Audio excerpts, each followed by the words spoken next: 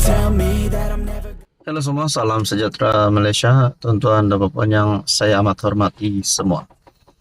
Antara kejutan kepada rakyat Malaysia baru-baru ini, di mana satu kenyataan ataupun satu analisis perkongsian daripada media sosial melalui seorang penganalisis ataupun pemerhati yang berkata Anwar berisiko untuk dihumban sekiranya meneruskan kezaliman. Dan kezaliman ini adalah berkaitan dengan akta hasutan. Ini sudah pasti melibatkan pendakwaan yang berlaku terhadap Muhyiddin Yassin baru-baru ini.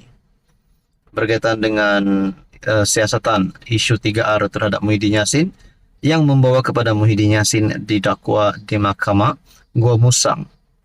Melibatkan ucapan kontroversi bekas Perdana Menteri itu pada PRK yang lepas. Saudara-saudara, tuan-tuan dan puan-puan, akhirnya ada yang bersetuju dengan akta hasutan dan ada yang tidak bersetuju dengan akta hasutan. Pada akhirnya, saudara-saudara, nama DAP pula dipetik. Perkongsian daripada Syahbudin Husin ataupun syahbudin.com bertarikh 6 September 2024. DAP kekal bantah akta hasutan. Dua pemimpin DAP mengesahkan pendirian parti itu menentang akta hasutan.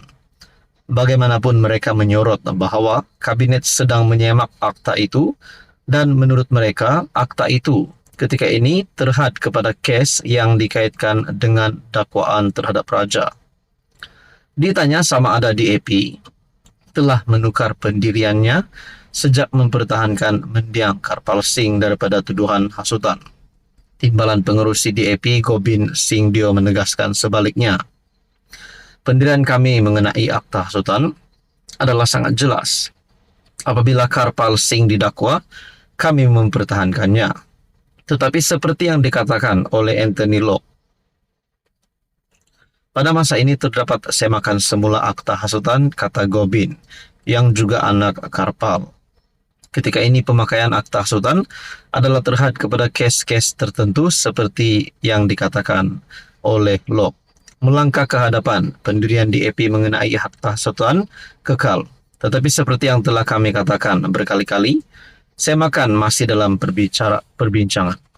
Jadi saudara-saudara, kalau benar berkaitan dengan isu akta hasutan ini boleh menghumban Anwar Ibrahim, adakah pemimpin daripada DAP tidak setuju dengan pendirian kerajaan berkaitan dengan akta hasutan?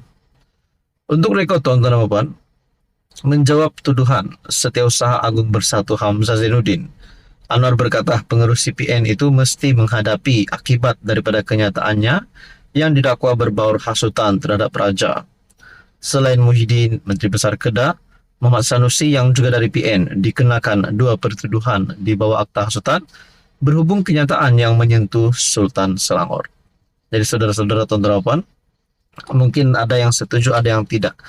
Jadi berkaitan dengan akta hasutan, adakah ini benar-benar boleh menghumban Anwar Ibrahim daripada menjadi pemimpin tertinggi dalam kerajaan hari ini? Saudara-saudara, apa komen Anda? Halo semua, salam sejahtera Malaysia. Selamat datang ke channel Fels Lifestyle.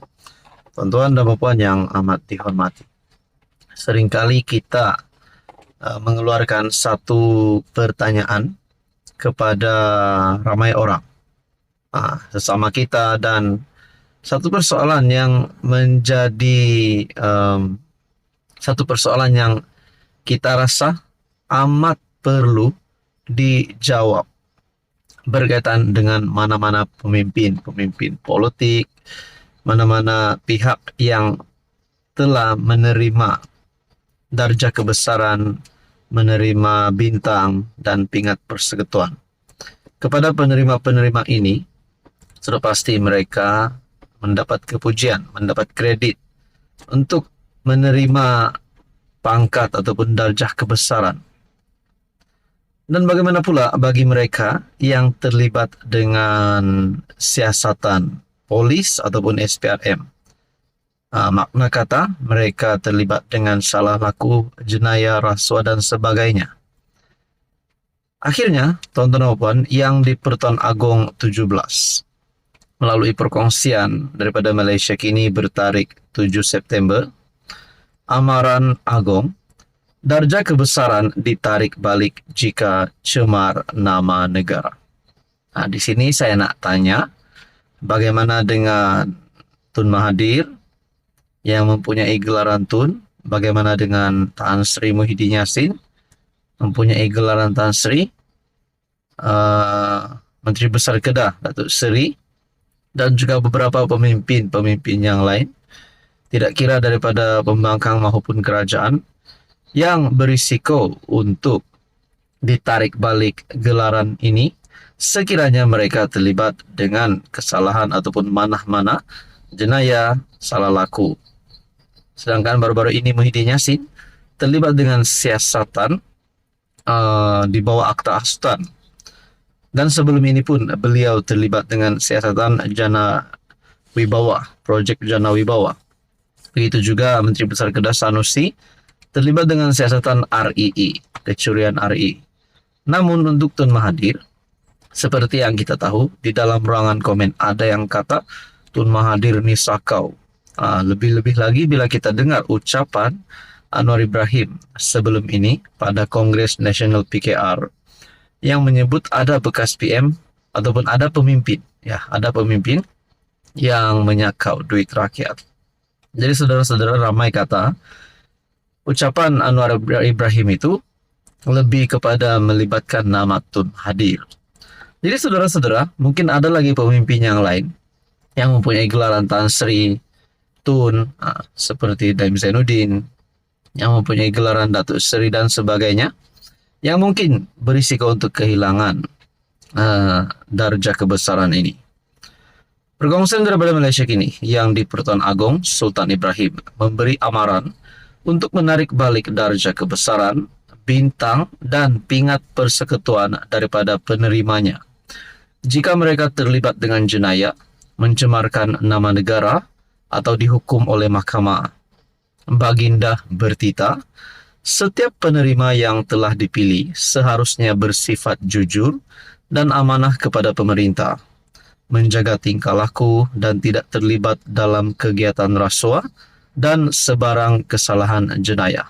Wow, ini sudah menjadi satu perkara yang jelas bahawa mana-mana penerima, mana-mana pemimpin yang telah mendapat darjah kebesaran ini, sekiranya mereka terlibat rasuah, disahkan terlibat rasuah, mereka perlu dikenakan tindakan ini. Sekiranya ada penerima yang mencemarkan nama negara atau melakukan jenayah dan telah dihukum oleh mahkamah, maka segala darjah dan pingat kebesaran akan ditarik balik. Goodbye to it, ucapkan selamat tinggal kepadanya. Sehubungan itu, saya telah arahkan kerajaan untuk menyemak senarai banduan di semua penjara dan mana-mana banduan yang ada darjah kebesaran, maka ia akan ditarik balik. Hal ini hanyalah untuk darjah persekutuan dan wilayah persekutuan. Darjah negeri-negeri lain saya tidak masuk campur, tita Sultan Ibrahim pada istiadat menghadap dan istiadat pengurniaan darjah kebesaran, bintang dan pingat persekutuan sempena sambutan ulang tahun Hari Keputeraan Rasmi yang di Pertuan Agong hari ini bertarikh 7 September.